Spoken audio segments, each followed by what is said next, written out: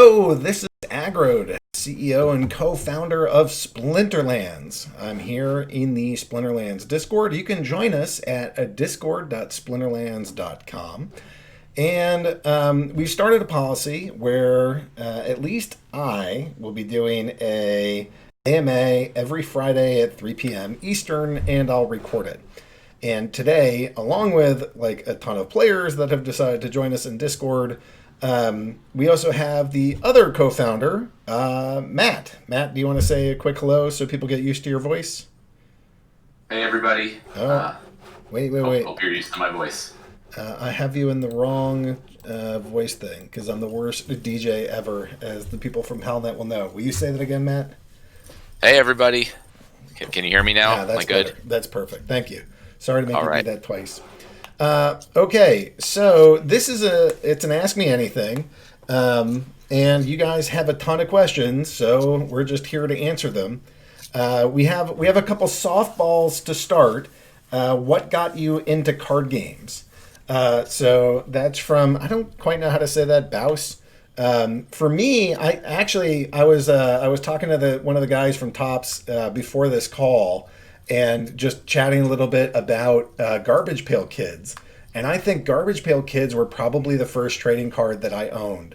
So that was a nice, I don't know, like most of my life I've gone by Jesse, and so Messy Jesse was a card that I owned, and I have fond memories of Garbage Pail Kids. Matt, what about you? Yeah, I'll try to keep it quick so we can get through these. But it was Magic the Gathering. That was the biggest thing like ever when I was like in middle school, and I never grew out of it, so to speak. Fair enough. Nate's asking, is it true that green apples will cure COVID, but not the red ones? Please don't answer that. Oh, no. We have medical experience on the team. All right, real question. Any idea when the bonus for using beta cards will be implemented for ranked play? So that's not something I plan on doing very soon. And the reason is because currently beta cards are still very good in ranked play. So it's very beneficial to have them for ranked play, which was very different with alpha cards because those were all reprinted in beta. So there was like literally no reason to use them in ranked play. So I don't see a need to give a bonus for beta cards yet, especially until, and I think they also comprise the majority of ranked play still, at least at the higher levels. So I kind of will wait till they fade more, potentially after a next set comes out or whatever, and then we'll look at giving them extra bonuses. Any card nerfs or buffs on the horizon? And I will interpret that question even further to add, what about this Zaku guy? He seems pretty good.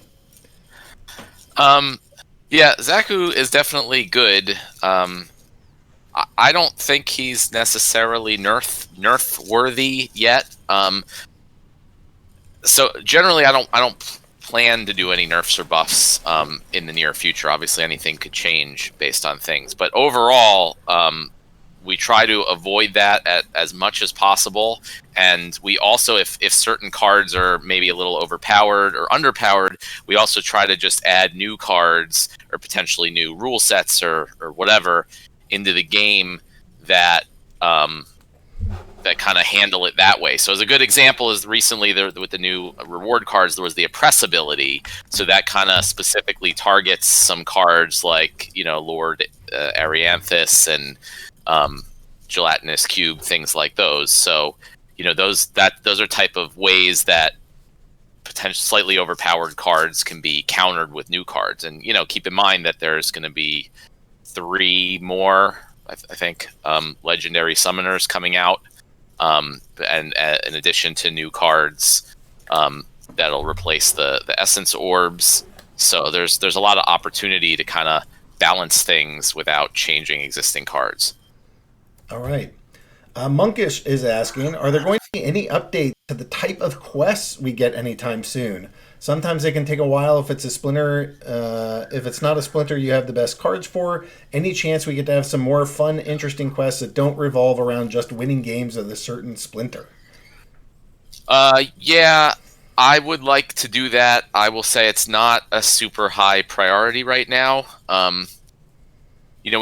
We a little while ago added 2 new quests, one with the no neutral cards, then we had another one about playing in tournaments, but then we had to take out the playing in tournaments one because the tournaments aren't available at the mobile app yet.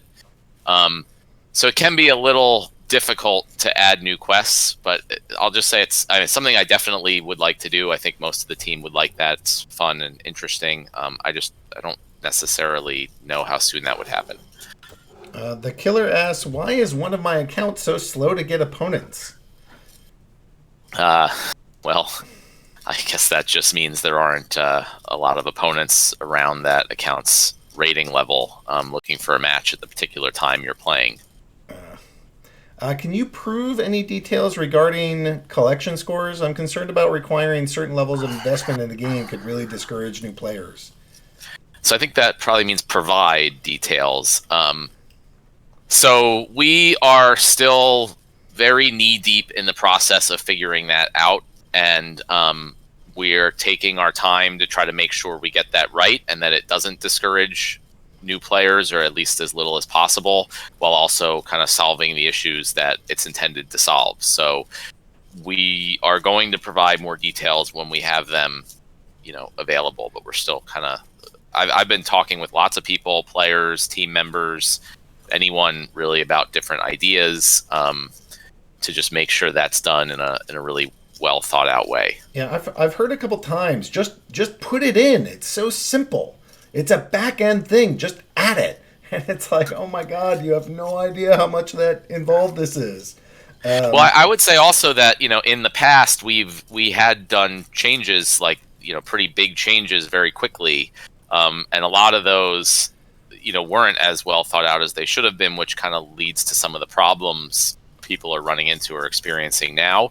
So, it might seem like things are going slower now, but that's on purpose to just make sure everything is really thought through properly and we get it right. Yeah, we don't want to cause problems while solving others. By the numbers right now, when are we expecting to end with Untamed packs? Well, that's I really can't guess on that because that could change anytime. But you guys can all look at the numbers and just do any math yourself. Yeah, I mean, you figure out average pack per day. You look at how many packs are left, and you divide, and that'll give you a sense of what trajectory we're on. But what that turns into, who knows? When is the tournament quest coming back? That would likely be, or no sooner than once tournaments are added to the mobile app. And the mobile app, as we talked about in our last post, is really getting underway now that we brought Melon Man Zero on full time to work on it. Yeah, if you missed that part, we hired another full time dev. Melon Man Zero is fully devoted to mobile development. In addition to some of the external mobile development team folks that we have. And if you enjoy watching battle replays, he's the guy that put that in place. So we're excited to have him join the team full time. He's very talented. He's a very kind and thoughtful dude from my limited interaction.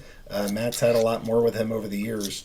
But glad to have him on board, and hopefully that'll push development of the mobile even faster.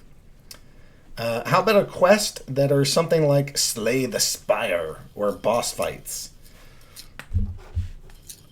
I'm not sure what Slay the Spire would be, but boss fights are definitely on our roadmap, as they have been for some time. I think Slay the Spire is like a, it's a survivor thing. You like go up to level 1, level 2, level 3, and you have to keep using the same dudes to kill all the way up. Yeah, I mean, I'm just, throw out ideas, and we're always open to ideas. But, we have to add the caveat that it doesn't, just because you have an idea that which we may like, doesn't mean we're, going to drop everything to start working on it. So we have to kind of organize everything and group them by priority.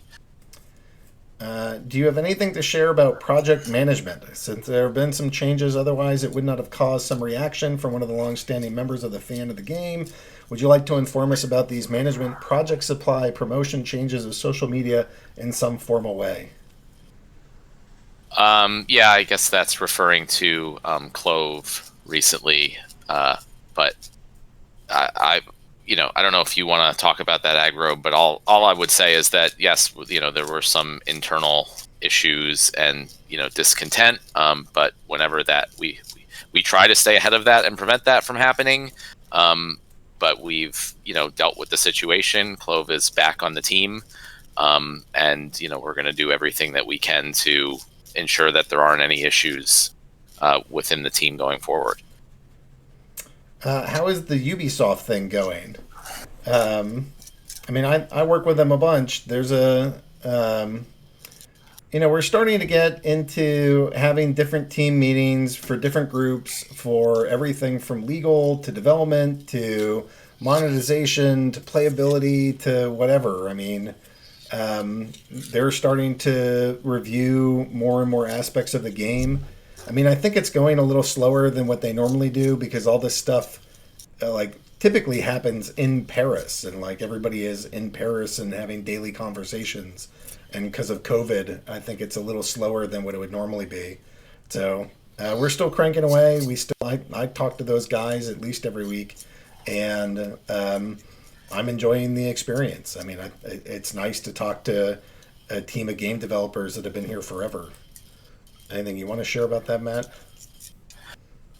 No, I mean it's kind of you're more involved in that, but yeah, it is going slowly, but going. Yeah. Because of so many high mana cap games, what do you think about that higher mana cards are dominating the scene? Yeah, I don't. I'm not sure that there's so many high mana cap games. I think looking at the stats, which we do from time to time, it seems pretty equal. And we specifically made it so that after 30, it goes up by 2s, which means there's just less, to kind of keep it equal between low and high mana cap games. But the idea is that you kind of want to have cards covering the gamut from low, medium to high mana cap or mana costs, so that you can be competitive in all the different kinds of games. Jay says a couple questions here. Is there a plan to store all information about cards on the blockchain? Right now, not all information are stored, opening packs, loot boxes. So is it possible to retrieve current state of cards using the blockchain? Yeah, so I'll answer all these, and these are really good questions that I think a lot of people were asking about. So one thing I'll start with is that in general, any blockchain-based assets from Bitcoin to CryptoKitties, they're not directly stored on the blockchain. There's how crypto assets work is there's a protocol that says, how you can publish transactions to the blockchain, and then how that translates into cards or assets. So there's no place on Ethereum for CryptoKitties, for example, where they publish what the CryptoKitties are. I mean, someone might do that, but the way the CryptoKitties, Bitcoin, everything works is that you just run code that evaluates the protocol against all the transactions on the blockchain, and then you keep a local database of the result from that.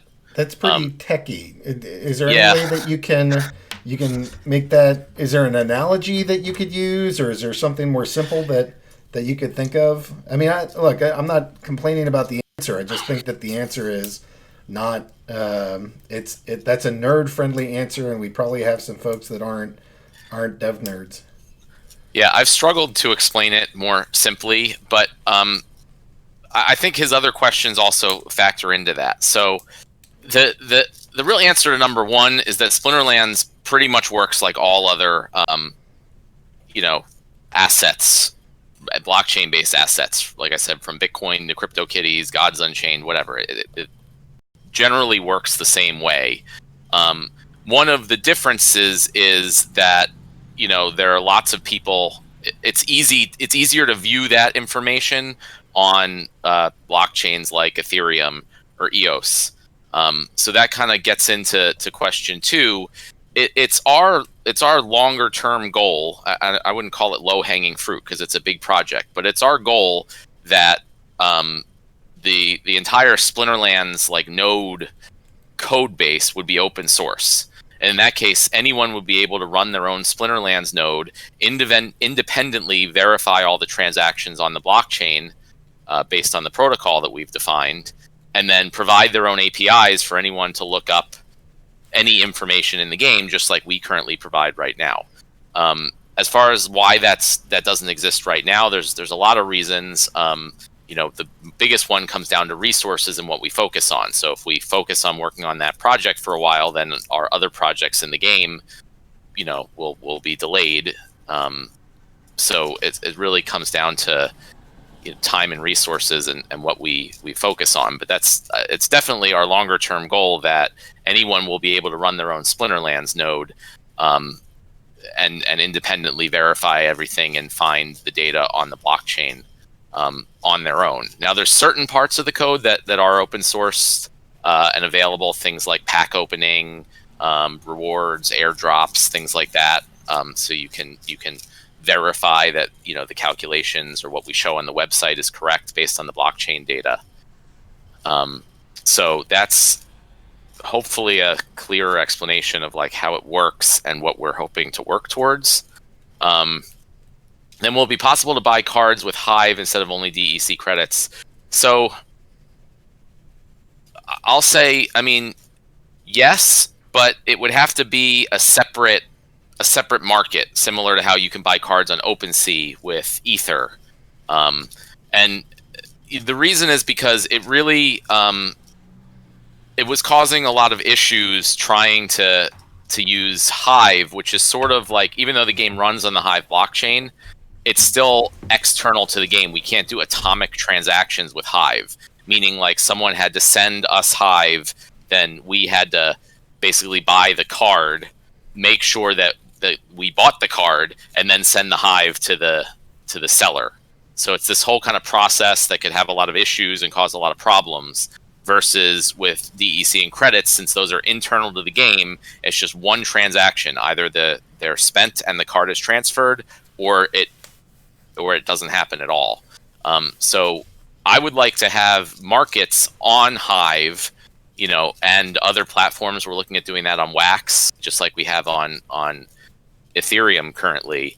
And then what I would like to do is incorporate all that into the market page on splinterlands.com. So if you're on the market page, you can filter by whatever currencies you have or want to spend, and just see like, oh, this card's available for Ether on OpenSea, and you can buy it right from the splinterlands.com website, or on Wax, or on Hive, or whatever. So that's again a bit of a larger project, but that's what I'd like to work towards. And then fourth, what would happen if the Splinterlands server would explode? So the game would be down temporarily. We have lots of backups of the Splinterlands server or database and other things. And even if we lost database backups, or lost the current database and had to go back to a backup, we would just replay the transactions on the blockchain to restore the state, just like any blockchain project would do. Like if your Hive node goes down, you do the same thing. You start it back up and you replay the transactions from the last snapshot. So there would be downtime until we got it back up and working, but nothing would be lost or go away or anything like that. Next question is, what happened with Clove? I don't know that we're going to go into more detail. I would say there were potentially misunderstandings and some frustrations, and then we worked to go solve them. So I don't feel the particular need to go into more detail, but Matt, if you want to answer anything different, you're welcome to. No, yeah, I think that's more of a personal or internal issue, and if Clove wants to talk to anyone about that, that's up to her. Yep. Fair enough. Don't you think the balance history option is located far away from the necessary place of its need according to the UX of DEC transactions? I would like to see scroll the DEC transaction history in the window where I make these transactions, or at least see, or to set the balance history opening button in this DEC transaction window. And then Sure, there's a picture that's a good suggestion. To start, I just got it in there because a lot of people were asking for it, but we can potentially move the balance histories to within their individual windows. Let's see why not. What's the official stance on the pending J69 lawsuit? So, as far as we're aware, there has been no lawsuits filed, and we really have. There's nothing to say other than that. Well, the one other thing I would add to that is that Matt and I work with a legal team called Bull Blockchain Law, and they focus on business, blockchain, and particularly NFTs. And we spend an absurd amount of money with them, making sure that we are working within the guidelines to the best of our ability, and that we do this stuff by the book. So we work with them very closely, and we try to do everything completely legally. The next one's right below that. Boss asked, can we get a card history like a balance history? Oh, I didn't see a question mark. Fair enough. I mean, yes, we could. The issue is us being able to provide the data in an efficient manner. So we would just, all the card history is there, but we would just need to kind of organize it and make it available via like an easy to query API and make sure that is done, efficiently and doesn't slow down the servers and things like that. So again, it's just a matter of priority. But that's potentially something that a third party could also work on, and we would be open to helping and providing historical data and things like that. But since all that data is on the blockchain, it's possible for third parties to build a service that does that if they wanted to. Yeah, it's always like a zero-sum game, right? Like we want really key core new developments to be happening, and we want to focus on the things that literally only Splinterlands as a development team can provide, and that's where we want to put our focus. So things like balance history, where there are third-party sites or third-party devs, or this community is pretty big. I think we hit 36,000 registered accounts. That's a lot of people that are in there. So when there are things that aren't absolutely critical that we're the ones directly doing it, it's great to be able to say, hey, here's an opportunity. If somebody wants to go start catching some of the eyeballs, here's a way to do it. Yeah, but just don't underestimate the amount of work it takes to quickly get results for, many years worth of transaction history for one among, tens of millions of cards and hundreds of millions of transactions. It's not simple. What's the deal with champion points? I've asked this a dozen times, but I forget.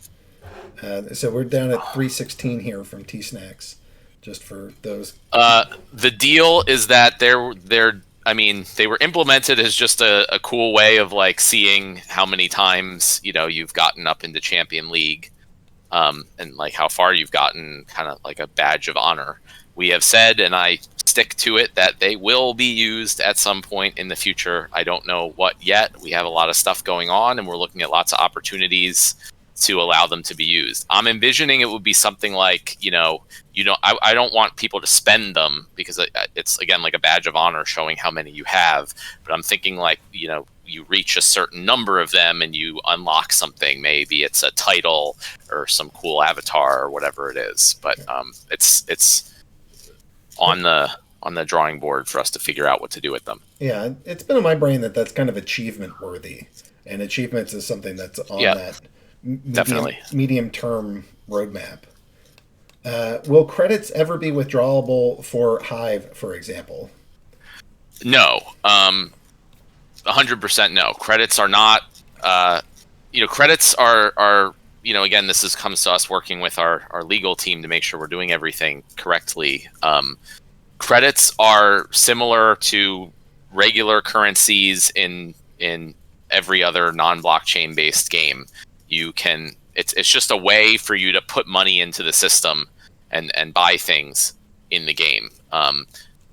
The dark energy crystals are our cryptocurrency token, and those can be traded for Hive or whatever. But credits will never be transferable, and they will never be able to be used for anything other than buying things in the game. Will there ever be an option to uncombine cards? I'm specifically thinking about situations where higher level cards where you have combined above the level you really needed. It would be great if you could at least always uncombine to the next lower level. I have some cards I intended to get to the next level and now realize I never probably will be able to. So a few people have pushed for the ability to uncombine cards. That's the type of thing I'm very hesitant to do, because one, we've said that you can't, and people have made lots of decisions over a number of years based on that. It would just completely and utterly change the entire economy of the whole game. And so that there would have to be a really, really, really strong reason to do that. Now, specifically, as far as if you've combined above the max level, I think it makes sense to be able to get something out of that in that particular case. But other than that, I would say it's very unlikely. Yeah, I'd go with I concur with Matt. I'm not a big fan of that idea for the same reasons. Where's this next one? I would like to see all-time records against opponents when matched up to them. Yeah, that's kind of the same thing as like card history. I mean, all this data is, it's there and available. It's just a matter of like, is that something we should spend time focusing our limited resources on? So again, if some third party wants to go do that, they can. But I don't necessarily see that as something we would be spending time on soon. Can we get an idea of the timeline of some project? Collection scores, expansion introduction, anything else fun and exciting? So, yeah, I kind of talked about collection scores already, and we don't have a timeline on it because we're still working on exactly how that will look and experimenting with different ideas. So, we're not going to give a timeline until we have everything kind of set what we want to do, and then we can accurately estimate that. The expansion, we really would like to do our land pre-sale. I'm hoping by the fall at the latest, because I think that'll be really, really exciting and kind of get the whole expansion thing going. As far as actually adding all the new features in the expansion, that's a huge long project. So we're looking towards later next year for that. That's a 2021 thing. Yeah. Maybe some guild tournaments and guild wars. Yeah, for anything else fun and exciting, I don't want to give time estimates right now, but coming a lot sooner will be, Guild Wars is kind of the biggest thing, which will add, a number of new features to guilds, which I don't want to go into right now, but, as most of you know, we haven't really done much with guilds since they launched. So Guild Wars is going to be kind of the next big thing for guilds, and that should hopefully be in the not too distant future. What's our most immediate thing? Hint orbs. I would the new a replacement for the essence orbs would be the next thing added to the game, I guess. Other than bug fixes and multiple rounds for anytime tournaments that we posted about should be next week. And though it's not just next, that's when it goes live, but it's on the there's a anytime tournament with multiple rounds on the Maverick server or the test server. Yeah, so I was talking about going live. Yeah. Um, I'm reading through. I guess I see one. Can it be that we combine over max level, the extra BCX get burnt, and we get the DEC? Yeah, I mean, that sounds reasonable. I'm a big fan of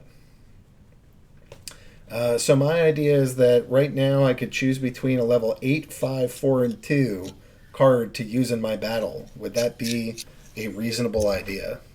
Yeah, so that's something that players have asked for a long time, and I agree with. We should allow people to choose a specific card in their collection on the team select screen, and we need to work on a UI that's easy enough and quick enough to use for that. But yes, I mean you should be able to do that. Um, at the time of the land pre-sale, will the land concept be cemented, or will it be buying land without a full understanding of how it will all work? I think it's somewhere in between. I think we'll have a pretty strong sense of where we're going, but we have to make changes. Like we'll think something's great, and then we experience things, and it's different than how we anticipated. So Yeah, I mean there'll be a high level concept of how it will work, which will be very similar to what we outlined in the original post about it.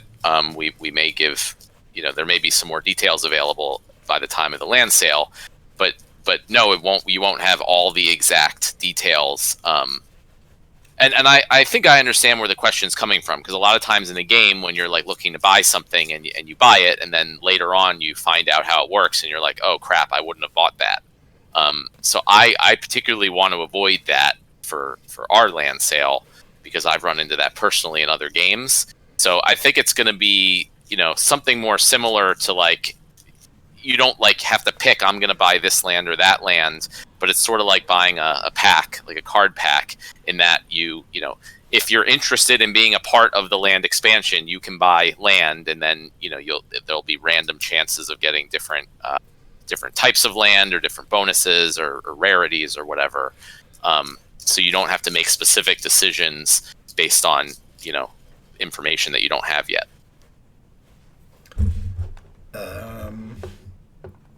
All right. T-Snacks gives an idea. Mini quest every 5 hours that you can get one reward chest for. But Monkish actually has a question. Will we ever have a marketplace to resell potions? And will skins ever be attached to a card, possibly increasing the value over time when that skin is no longer available? So I'll say that, starting with T-Snacks, that's a cool idea. And I'd like to have a lot of other ideas for quests. But, again, comes down to resources and timing there. The question, I mean, I guess we could allow reselling potions. I didn't really plan on that, but I don't see why not. But as far as skins, I don't plan to ever attach skins to a card. Skins are NFTs in their own right, and I think we've talked publicly. If not, then we're working on an inventory screen and system for the game to manage all your non-card NFTs. So that's skins, it'll be titles, it'll be avatars, potentially all sorts of other things. So skins will be their own NFTs that you'll be able to trade and potentially buy and sell on markets. And so they won't be attached to anything else. They'll have their own value separate of the cards. Please add a warning message, require confirmation yes, no for the open tab feature like you did for the deck transaction. I guess that's a product request. Can you provide an update on the progress of what the Splinterns are up to? Yeah, the Splinterns are a cool group of dudes. They are all dudes. There's 2 of them that are on the marketing side, and there's 2 of them that are on the development side, and one of them that's a data scientist. So the 2 interns that are marketing focused have created a couple different Twitter campaigns, and they have some blog posts, and they're just promoting the game. And then the splinterns that are dev focused, one of them is a back end designer, one of them is a front end designer. They're working on the project that they wanted to work on for the summer was to go build a marketplace. So that's what they're focusing on. They are looking at adding maybe multiple different currencies to that. We'll see. We'll see how far we can progress with this because there's basically only 2 months left for them to work on that. And then we have a data scientist, and the data scientist is right now building out the data library to start making some unique charts that you can't get anywhere else. So, I know some people are like, is this meant to go after peak monsters? Is this to kill monster market? I mean, to me, this thing kind of fell in our laps. The one of the groups that we work with is Blockchain Founders Fund. They put out a call for interns and they got swamped, like thousands of applications. And so they came to us and said, "Hey, can you take some of these?" And generally, I think I would have been inclined to say no. I'm busy enough as it is, but I have a soft spot in my heart for college kids because I used to be a college professor, and it's kind of a joy to go work with these young people. And actually, a bunch of community members are in their Discord who are in there all the time, helping them figure out how to build markets and how do you interact with the blockchain and how do you get this transaction to work. And they literally just got their first transaction to work on their test site like 2 days ago. So it's like exciting college young people development. It's less of a full commercial product or full commercial scale, but hopefully some of these guys get into blockchain coding later, and maybe we'll have to me, one of the hopes I have is that maybe this is a way that you can get, you move your cards from in game to the SplintX market. The SplintX market, and maybe you can go trade for Hive or swap.hive there. So that's one of the ideas that I have there, but we'll see how far they go. I'll jump in. Next thing is Dave's idea for quests, which he and I talked about. So I like the idea, and generally at a higher level, we always are trying to consider ways to add more utility for gold cards, in particular, in the game. Because it's cool that there are cards that just look different and look premium and special, which is similar in Hearthstone and Magic the Gathering foil cards. But we also want to take that a step further and have them be useful in the game for various different things without actually being like better in the battles. So I'm really open and excited to think of ideas, whether it's different quests for gold cards or different ways that they can be used, or like special things that people who have collections of gold cards can do with them.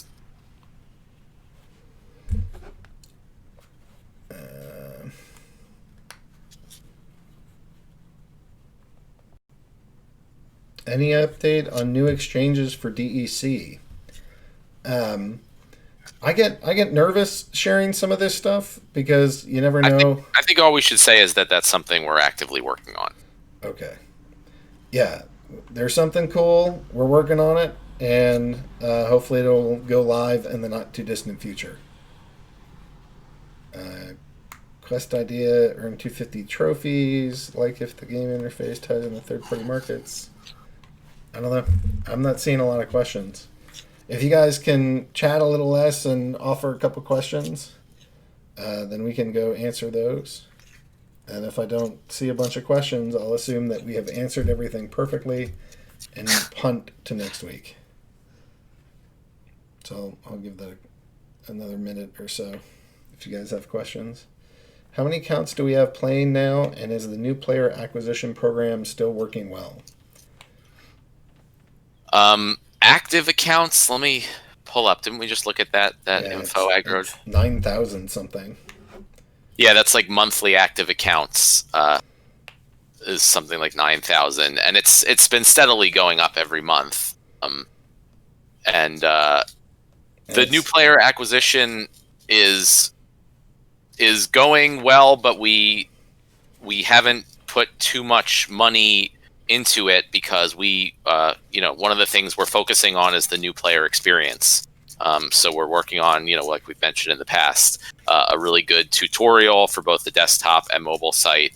And once we have that ready, then we'll experiment more with advertising and different things, and we'll start to kind of A/B test different changes and optimize that funnel as much as possible.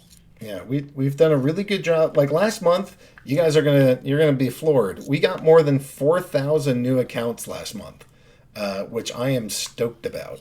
Not as many were paying accounts as we'd like, so we still have a transition that we have to figure out for new people, particularly those that aren't crypto savvy, to figure out how to operate here. So we've solved half the problem. How do we get them here?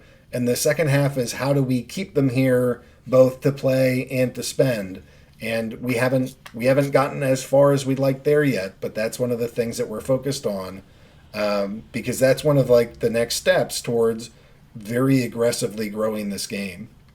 And I'll comment that like certain channels have worked a lot better than other channels. So, for example, we've done some advertising on the Brave browser, and even though we haven't gotten like a ton of new people from that, we've gotten a lot of more high quality people who stick around, spend money, and progress through the game. Also, like with our promotion through Wax, that was again a lot more high quality players than we're seeing from like Facebook and YouTube. But we do want to focus on making even Facebook and YouTube ads, which are very cheap to acquire players, convert them better. Is there a way to tell how many accounts are playing via the UI, meaning non-bot accounts? Yeah, I'll just say to Too Curious, we talked about that. We're calling it collection score, which is the DEC floors, and I don't have an ETA because we're still trying to figure out exactly how to set that whole system up. And then okay, yeah. So how many accounts are playing in the UI? I don't have numbers ready to tell you, but I can look that up. And yeah, we can. I mean, we can tell who plays through the website because we run the website. And, there's like Google Analytics and things like that, so we can tell how much of the play is through players and bots. I would say that the majority of the accounts that play are real players, but if you look at the majority of games played is probably from bots, just because obviously bots play a lot more games than the average real player. But yeah, I can get some more data on that for later. Talk about the card price crashes due to J69 selling. So I want to start by saying, in general, we want to, avoid talking about third-party market pricing and things like that. And it doesn't even have to be third party. Just any. I think going forward, it's any market activity regarding like how the players are choosing to value cards. Yeah, right. That's not. I mean, as the owners of the business that build the game, we don't want to like say anything that would be speculating or anything on that. But people are free to sell their cards whenever they want and for whatever reason. And I think it in a way it highlights the benefits of blockchain based assets. Yeah, I've done a lot of talking about this stuff, and going forward, I don't think I'm going to be doing as much. So.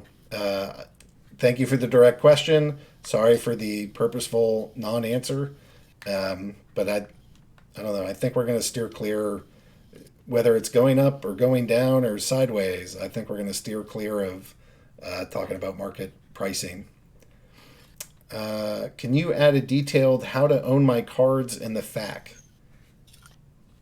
I'm not sure exactly what that means, how to own my cards. But if you want to add a follow-up question with more details on what you mean by that, then we'll answer it.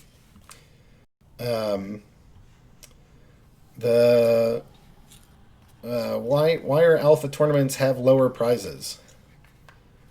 That's one for you, I think. Yeah. So figuring out the right balance for all these things is not trivial. Um, we have alphas, we have all leagues, we have untamed, um, and I I don't really mean for the alphas to be too far behind. Um, they do have some less. In my brain, I try to keep a lot of it tied to how many cards are in circulation. So like there were 300,000 packs for alpha, there were 900,000 for beta. There's 1.5 million total for untamed, but only half of those or so are sold. So I try to keep it somewhat in line with what percentage of the card base do they represent. So um, so that's some of what where that comes from. I mean, I you know we're I've recently revamped all the tournament payouts um, because we switched to predominantly the anytime format. So I'm not positive that I'm like, oh, this is 100% it, and this is the way it'll be forever. Um, so I still feel like I'm on month one of this experiment. Um, so I don't know. That hopefully that gives you some sense, and I'm still looking at, what is the approach that makes the most sense. Based on the purchase rate of Untamed pack, do you anticipate those packs being sold out? We dodged that one before. You can look at the average purchased per day and look at how many packs are left. But that's some of the stuff that we purposely don't want to speculate on ourselves. And also, like we have no idea how to know, right? We don't know if people are going to stop buying packs or buy more or what. So yeah, the data is all available. You can take your best guesses. I would appreciate it if you could translate this into Spanish or make a post in which I can translate it. Otherwise, I never find out. Um, yeah, I guess I'm not sure that we announced it as a post. We just put it out there in the Discord. But By this, does he mean the whole AMA? yeah, I think it's the AMA. Just making sure that like the AMA is a published event that's weekly. So I don't know. We'll get the news out that it's a weekly thing, and we'll remind people on Fridays, I guess. Can you approach YouTube streamers like Day Nine to promote Splinterlands? Man, if you have connections to real legitimate streamers, I would be welcome to have those conversations. Every time I've tried to reach out to YouTubers, I've gotten zero response back. Or it's been absurd pricing of like, I'm happy to stream this to my audience, but it will cost you 16 grand. Um, so I, until so I personally like I'm really excited to go market, but until we've figured out the new player onboarding, I don't want to spend tons of money doing it. And I would rather do it through channels like Brave, where we're seeing good user acquisition and they're already purchasing and sticking around. That's a great user to onboard. Random YouTubers that may not be crypto familiar isn't quite yet a good fit for us. We're working on getting there, but we're not there yet. I would like to know how many of the active users are bots and if you're planning to do something about them.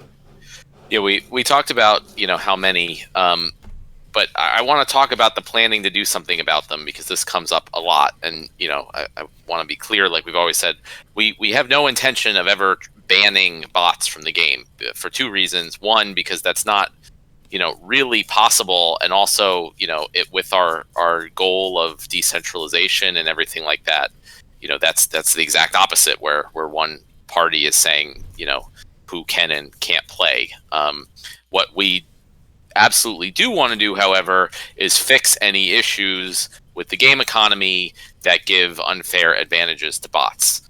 Some of you may think that we're not doing that fast enough, but it is what we're working on, and it's a difficult problem. But that's what we plan to do about bots. They're always welcome to play, and it helps give players liquidity to find matches.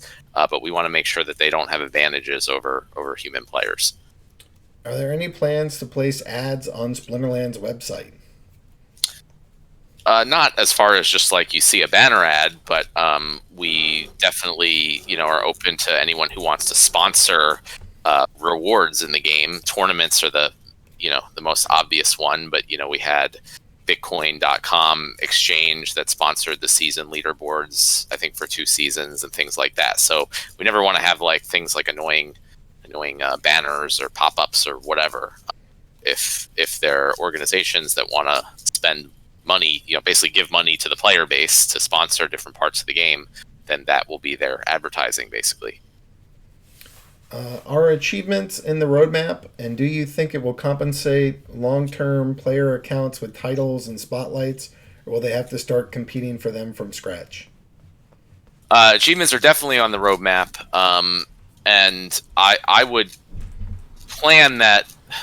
I mean, it's hard to say because I haven't gone through and done all the details for it yet, but I would think that for achievements that older players have already achieved, they would just get those right off the bat, versus having them start from scratch. But we also want to make it that there are a lot of achievements that they can still work to get also. Shenanigan asks, could Archange, who's one of the witnesses, creator of Steemit board and now on Hive, be involved in developing the board of various achievements in the Splinterlands game? After all, he has a rich experience to find and show various achievements, like Anywhere, and many achievements surround the player. If newcomer would be informed, he may be motivated to achieve this or that and to play more and more and have more fun and joy. Yeah, so we just talked about achievements are definitely on our roadmap and something we want to add. As far as adding Archange, I think at the moment we kind of have as many team members as we can afford at this point. And it's, I don't think we're planning on adding any more team members at this time. But we could always potentially work with him to get ideas, and we're always open to anyone who has ideas, and how to add things or how things should work. Will you keep the retail price of an unopened at 40 cents per card? I guess he's asking, are we going to keep selling packs at $2? Yeah, I have no plans to change that. Okay. Is there a different plan for packs, like $5 or $10 packs with better odds or something? Yeah, I know other games like Gods Unchained do that. You can buy like a legendary pack, which is a guaranteed legendary card. I think that's cool. What we've done is we have the potions, which is sort of like our different way of getting better odds in packs. So I don't necessarily see that, but it may be something we end up doing with the land pre-sale. You might be able to buy like basic land for a certain amount, or like better land for a higher price. So it might factor in there. Any new deck syncs upcoming aside from the new orbs and lands? Yeah, guild buildings. We'll have some new guild buildings for guild tournaments. Yeah, that'll be a big one. Let's say I know nothing about crypto, but I just got some digital GPK cards on Wax using my Google account to create the Wax account, then use my Wax account to create a Splinterlands account, buy a spellbook and some packs and cards. What do I have? The keys to my cards? What do I... Oh, I see. So I think he's saying, why doesn't he see his Splinterlands cards in his Wax wallet? If I'm misinterpreting that, let me know. But so Splinterlands, even though you can use your Wax account to log into Splinterlands, behind the scenes, Splinterlands all runs on the Hive blockchain. So the cards will be stored with your Hive blockchain wallet, which is the name you chose when you signed up for the game. We are working with Wax right now to get the ability to transfer cards, to NFTs on the Wax blockchain and vice versa, just like we do with Ethereum. But right now, all you're really doing is logging into the game with your Wax account, and then you it created a Hive blockchain account for you, which is what is used in the game, and what is used to manage your cards there.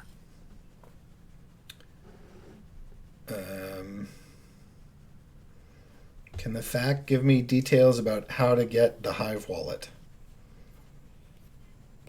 I believe so, but you can also just ask in Discord. I think there would be plenty of people that would be happy to help you access your Hive wallet. So, we recommend the Hive keychain browser extension, but there's other options to access your Hive wallet. We have some tutorial videos that we still need to find a home for, and more are getting created. So, and some of those deal with your Hive wallet and just dealing with the blockchain in general. So hopefully some of those will be finding a home in the not too distant future.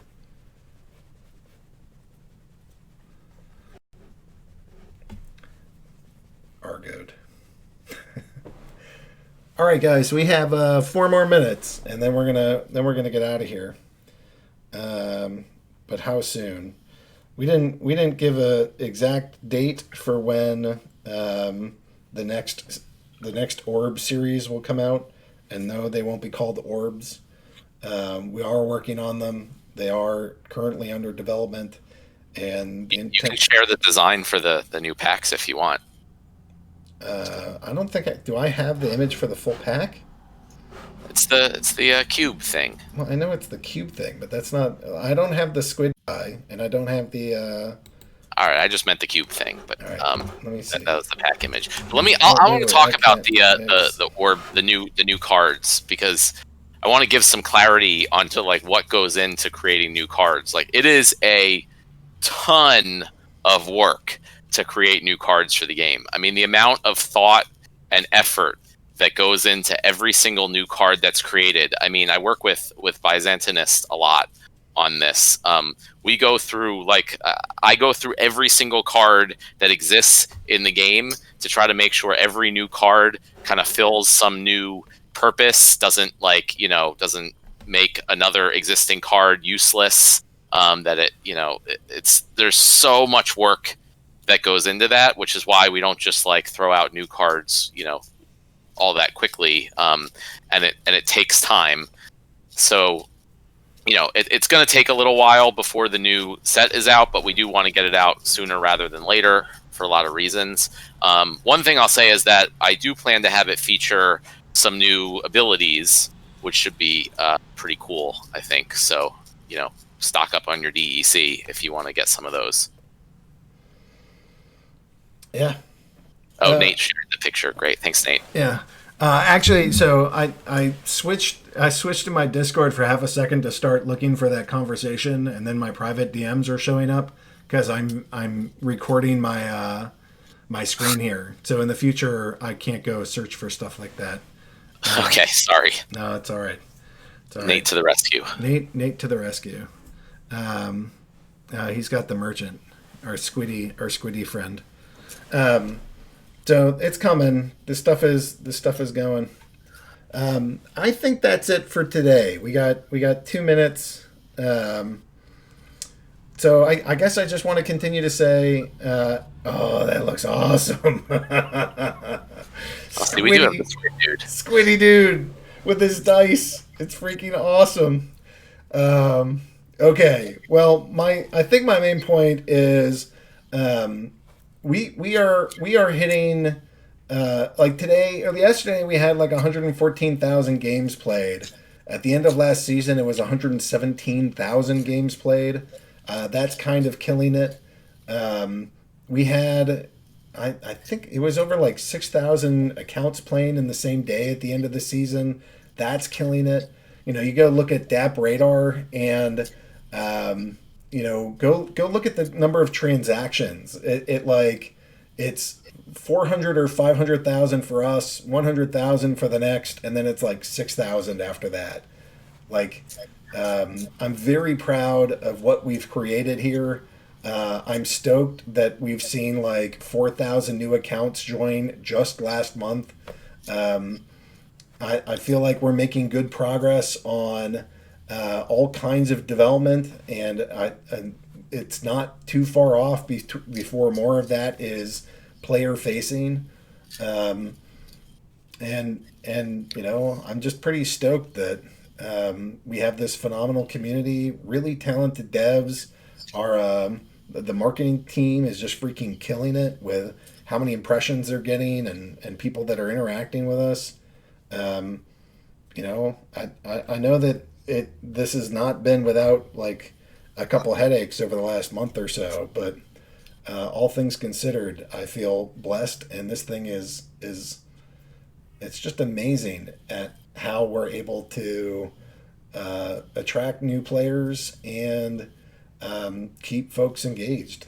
It's awesome, and thank you for being here. Yeah, I echo that sentiment. And I wanted to comment real quick on you're talking about the transaction volume. And when it comes to development and what I'm working on and spending a lot of my time on is our game server that our node that I talked about earlier that processes the transactions. It has to process every single transaction that's in a particular block in under 3 seconds. So, we could have, 50 transactions in one block. Our server has to be able to process that in not just under 3 seconds, but like well under 3 seconds. And it's doing a fine job of that right now, but we also want to be able to 10x that at least. So we want, we want our game to be able to process many hundreds, if not thousands, of transactions per block in under 3 seconds. And there's a lot of optimization and recoding work to do that. But that's a big focus of ours in order to be able to support the growth that we're looking to achieve. So, many thanks, many kudos. We have a very gifted team and a very dedicated group of players, very dedicated group of people that work on this game around the clock, nonstop, and I really like where we're heading, and I know like we are gathering some big interest from big companies. Like they're starting to reach out to us, and that feels pretty awesome. So with that, I want to go say thank you for joining us. We'll be back, or at least I'll be back next week. I don't know if Matt will be here every single week, but we'll keep doing this. You guys can go ask your questions. And for now, I think I'm going to say have a great weekend. The end of the season isn't too far off, so hopefully you guys have some happy hunting. And thanks for your passion, thanks for your support, and thanks for being a member of our community. And the recording is